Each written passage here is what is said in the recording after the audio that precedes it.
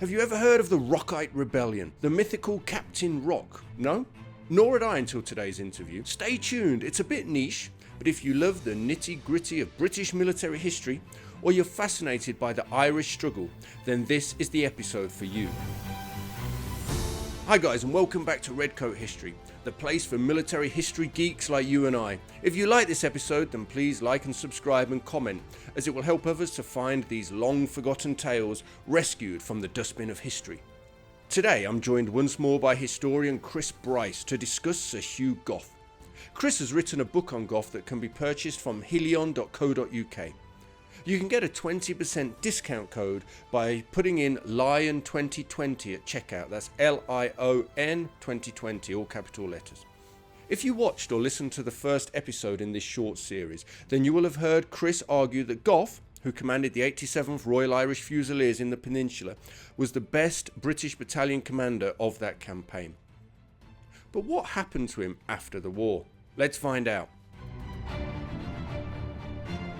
Well, it's interesting because obviously he was with the 2nd Battalion of the 87th, as we explained in the last interview. And after the Napoleonic Wars, obviously there was quite understandably a dramatic reduction in the size of the British Army. And a lot of the 2nd Battalions that had been raised for the conflict, vast majority of them were disbanded.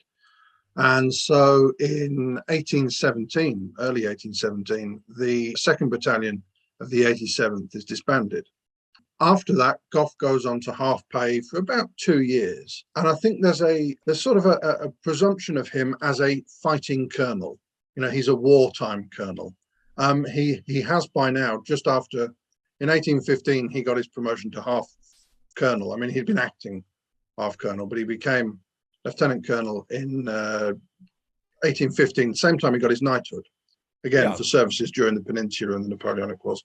He's out of work for a couple of years, you know, he's on half pay, and then he gets appointed to the 22nd, which are the Cheshires, which are a county regiment that had a long tradition. The 87th only recently disbanded, weren't they? Not too many years 2007, ago. Yeah. I think they were really sort of like the last of the county regiments. Yeah. Certainly one of the last, might even have been the last. So they had a very long history. In some ways, perhaps this was a little bit of a step up for him in terms of prestige from the 87th, who were somewhat newer and, you know, perhaps had a very good fighting reputation, but perhaps didn't have the prestige level of the 22nd. And they do a bit of garrison duty for a while. They're in Northampton, they're in Newcastle upon Tyne, they're in Liverpool, and then they're sent over to Ireland. And this is the time of the Rockite Rebellion. When you look at previous rebellions, they've been more about, in Ireland, they've been more about independence. They've been influenced by the ideals of the American Revolution, the French Revolution. They're looking for an independent Ireland, basically. The Rockite Rebellion is more really about the here and now rather than principles. It's more about the fact that in the 1820s, post-Napoleonic Wars, there was a dramatic fall in agricultural prices because obviously there's been a huge demand for grain, corn, all sorts of supplies for the armies fighting, you know, the Napoleonic Wars. That's now completely vanished. Prices plummet to farmers in Ireland who were having a reasonably decent time because they were earning a little bit more money because of this. Not a huge amount by any stretch of the imagination, but a little bit more. This is a hammer blow. And it's a really difficult time. And we get this sort of rebellion against agricultural prices, against the corn laws, against things like, basically like the landowners in general. And it's called the Rockite Rebellion because there's this semi-mythical character called Captain Rock, occasionally self-promoted to General Rock. And there, rather than being just one person, there are a number of people who assume the mantle of Captain Rock. And what it tended to be was that each area had their own Captain Rock. And we're talking about, really, this is only really a rebellion in sort of like County Cork, southern border of County Limerick as well. And it's a really, more than anything, it's a sort of like a nuisance thing. There's the burning of haystacks, there's the burning of thatch roofs, there's the killing of livestock, etc. But then there are some far more serious incidents as well, some fairly unpleasant things. There's an incident that's quite well known with the rifles who were serving, the rifle brigade by this time, who was serving in Ireland, and their baggage train and the rives were moving through the countryside when they were attacked by Rockites. And the Rockites, they separated the Catholic wives from the Protestant wives, and the Protestant wives were quite brutally. No one's going to say for a minute that this was all one-sided and there was never anything, reprisals or anything from the British. But a lot of what the Rockites were doing in many ways started to alienate the local people themselves. Yeah. They were oft, as is often the case in any sort of insurgency like this, it's the local people who suffer from all sides and all directions. Gough takes a very, very important role in this. He is the senior military man on the ground, basically. So at times he's not only commanding the 22nd, he's commanding the 11th, 40th, 57th, 42nd Rifle Brigade, as I say, and some cavalry. So would it be fair to say this is his kind of first serious independent command? Absolutely. Yes, it is. But it's a very unusual command in the sense that he's very much fighting an insurgency. It's a counter-insurgency operation. So rather than having all his forces together, I mean, that sounds a very impressive little, army, isn't it, really? But they're distributed over the countryside. So you've got sort of normally in sort of like 10 to 30 men detachments. Will be spread around there. Gough himself commanded sort of a flying force, I suppose, in many ways, that could go to a particular area if there was a serious threat. What we would call now a QRF, like a quick reaction force. In a sense, yes, yeah. And really, I mean, I think it's more like a fighting reserve as much as anything that could just be moved in. And there's one occasion very late in the sort of the rebellion where Gough himself actually leads a charge, sword in hand, against the Rockites. And one of the things with the Rockites are that they're very poorly armed. The leadership isn't actually too bad. There's quite a concerted leadership and control for a period. But there's a real shortage of firearms. So most of them are armed with agricultural implements, really. And this is actually, there's an interesting point and something Gough supports and helps to enforce, is that there's a local ordinance passed that makes it a crime not to secure your firearm. So in an individual house, if you haven't got your guns locked up, technically it's against the law. And the reason for this is that the Rockites would regularly break into houses. They'd leave the silver, they'd leave the money, they'd go for the firearms because they really needed them, And the problem was as well, yes, they could take the silver, or even if they could sell it, which would be difficult, they had no real way of buying weapons other than on a very limited black market because the British controlled the arms trade.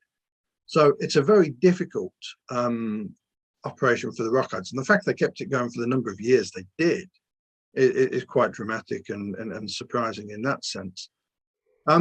One of the things Gough does, it's not just, you see, for the first couple of years, first 18 months, he's really about protecting. He's on the defensive. He's protecting the lands. He's protecting the people. Then sort of for the last 18 months or so, he goes on the offensive. He starts trying to confront the Rockites. But it's not just a military solution. There is a hearts and minds element to it. I'm not sure necessarily Gough would have seen it as that. I think a lot of what he did was more what he saw as his Christian duty.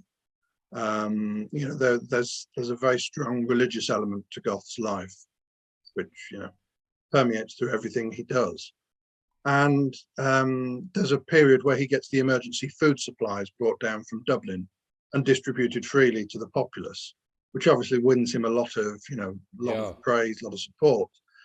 But the real turning point is that at one stage they start capturing the leaders, people who have been identified. There's a guy called Nagel. Well, actually, there's two Nagel brothers, and Gough personally captures one of the Nagel brothers. Oh, really? He himself? He himself in command of a number of soldiers. He just can't stop himself from being at the front, can he? No. As I said, that's that one where, as I mentioned earlier, he led a charge, and it was during that charge that they captured Philip Nagel. Now, Philip Nagel was a relatively senior member of the Rockite Rebellion, but far more importantly, he was the brother of David Nagel, and through Philip they got to David. David Nagel was one of the people who has been clearly identified as Captain Rock. I suppose I should just quickly mention as well, anyone who's interested in this Rockite Rebellion, there's an excellent book and there's an excellent amount of research by an American historian called James S. Donnelly Jr., who actually wrote a book called Captain Rock, and he's an excellent source of information. Nagel is one of the people who James Donnelly identifies as Captain Rock, or one of the Captain Rocks. And he basically is persuaded to turn King's evidence. And from a letter, some correspondence I've read, which is in the National Army Museum, seems very clear that Gough basically was able to persuade Nagel that if you turn King's evidence, I can save you from the gallows. And indeed he did. So Gough plays a really important part in this, and it's not just military.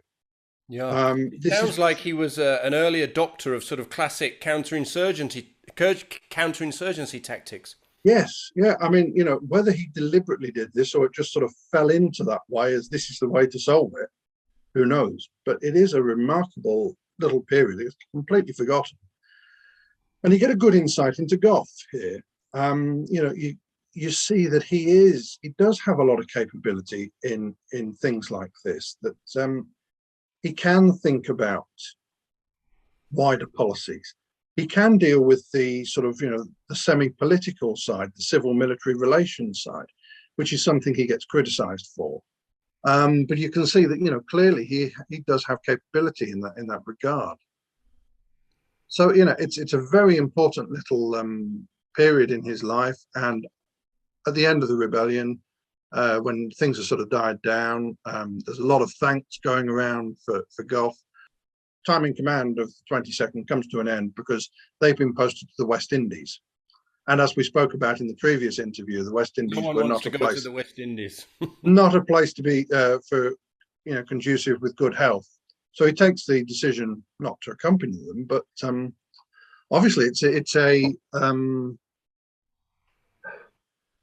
a difficult decision for him to make, because really, in many ways, it means that he's out of employment, and he actually remains out of military employment for 11 years. And it's not until 1837 that Gough receives the appointment as the commander of the Mysore division of the Madras Army. That was fascinating, wasn't it? A history lesson for me today, that's for sure. Let me know in the comments or via my website, redcoathistory.com, if you like this sort of story. The small niche conflicts as opposed to the big well-known battles. In the next episode, that should be out in 2 weeks, I hope, Chris will take us through Gough's performance in China and then in the Anglo-Sikh Wars. You really don't want to miss those episodes, so make sure you subscribe. Until then, take care, guys.